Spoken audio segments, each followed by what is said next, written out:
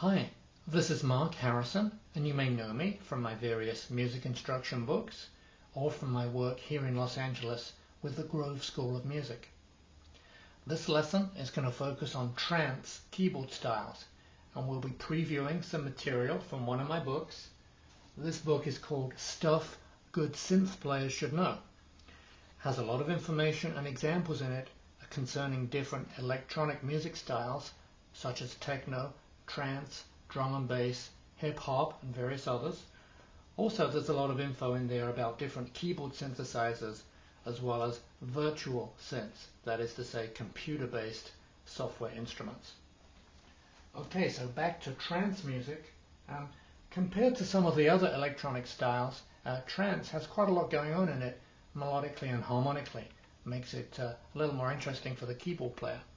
A lot of trance is in minor keys, and in this lesson we'll focus on a progression in F sharp minor, again based on one or two of the book examples. We're also going to see how resolutions work within triads. That is to say, instead of just playing the simple triad, we'll do what's called a resolution within it. Let's take an example. This is an F sharp minor triad in second inversion.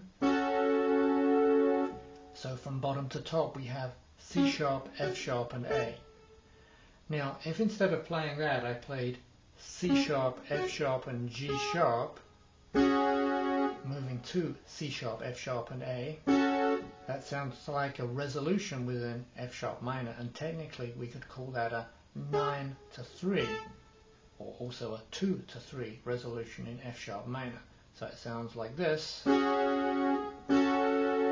Okay, so now let's move on to another chord. If we go to a D major chord, that's in root position, D, F sharp, A. But again, if I put a G sharp to A movement on the top of that, it would sound like this. Okay, now that could be considered a flat 5-5 movement within a D major chord. Let's play those two chords again, but this time I'll put a bass note below it. That might help hear the harmony a little better. So first of all, that F sharp minor chord with the 9-3 on the top, and then going to the D major chord with the flat 5-5 on top. Now if I then repeat exactly these same right hand notes but over B in the bass down here, it actually will create a B minor 6 to a B minor 7. Let's just review that. Up here we've got D, F sharp, G sharp, which with respect to this B in the bass is going to be a 3, 5 and 6 of a B minor 6 chord. Then when we move the G sharp to the A on top, we get D, F sharp and A, which is the 3, 5 and 7 of a B minor 7 chord. Okay, let's move to another chord now. Let's go to C sharp in the bass, and we're going to do a C sharp suspended chord. That's C sharp, F sharp and G sharp up the top here. And then we're going to move that to a plain old C sharp major triad, and by doing so I'm moving the F sharp simply to F, or technically E sharp, within that C sharp major triad. So once again, C sharp suspended, moving to C sharp. Okay, then getting near to the end of this little sequence, we're going to go back once more to F sharp minor, but with the 9-3 movement on the top, and we're going to round it out with an E suspended chord. Up the top here I have B, E and A all over E, creates E sus or E sus4, and then I'm going to resolve that to a plain old E triad by moving the A to the G sharp on top, resulting in a second inversion E major triad from bottom to top, B, E, G sharp. Alright, so far then, let's play those chords in sequence, and then we'll get the rhythm groove happening in a moment.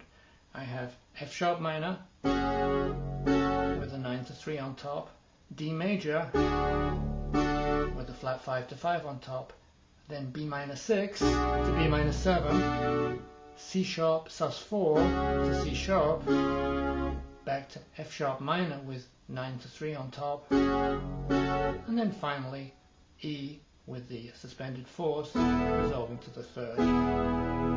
Okay, I'm going to play that sequence now, kind of with a typical trance rhythmic loop. not doing any rhythmic treatment in the keyboard voicings for the moment, just so you can hear the plain voicings, but with the rhythmic loop underneath. Here we go.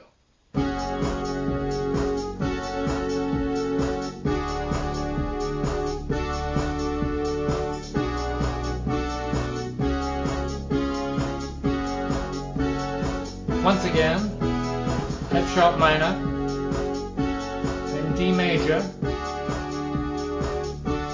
now B minor 6 to B minor 7, C sharp sus to C sharp, F sharp minor, E sus to E. Okay, that's a quick tour of the progression. Okay, now let's consider some different rhythmic aspects we can imply from the keyboard. A lot of the time we'll have rhythmic events in the right hand part that might be separated by 3/4 of a beat. That means we're going to end up playing some 16th note upbeats, which can be very effective, particularly at this fairly fast tempo. We're at 130 beats per minute. Okay, so I'm going to imply some of these 16th note figures now in my right hand, still keeping a fairly straightforward left hand part anchoring the bass note. Let's see how that would sound. Here we go.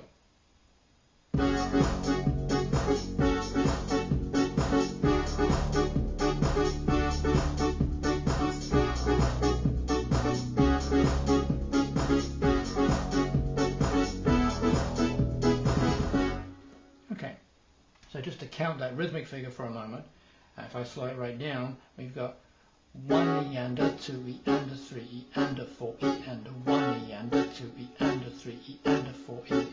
Okay, so towards the beginning of the measure and then towards the end of the measure, those rhythmic events are actually separated by 3/4 of a beat.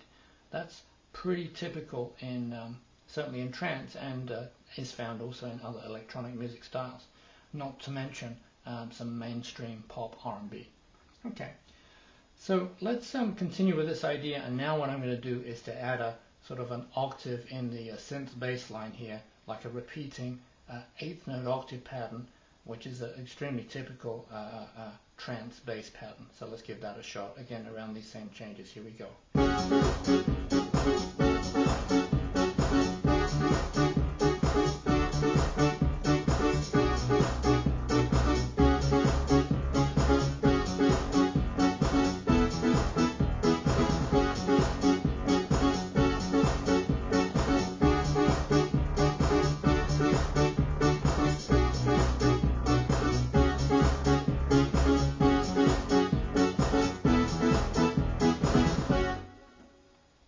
Okay, well, I hope you enjoyed that little preview of trance keyboard styles. Quite a few more examples in the book to check out. For information on all of our books, including the Stuff Good Synth Players Should Know book, please check out our website. That's at harrisonmusic.com. Also, I do offer online lessons from my studio here in Los Angeles, and this is the view that you see of me during the lessons. If you'd like more information about that, then of course please check out the website. And have fun playing your electronic trance music styles.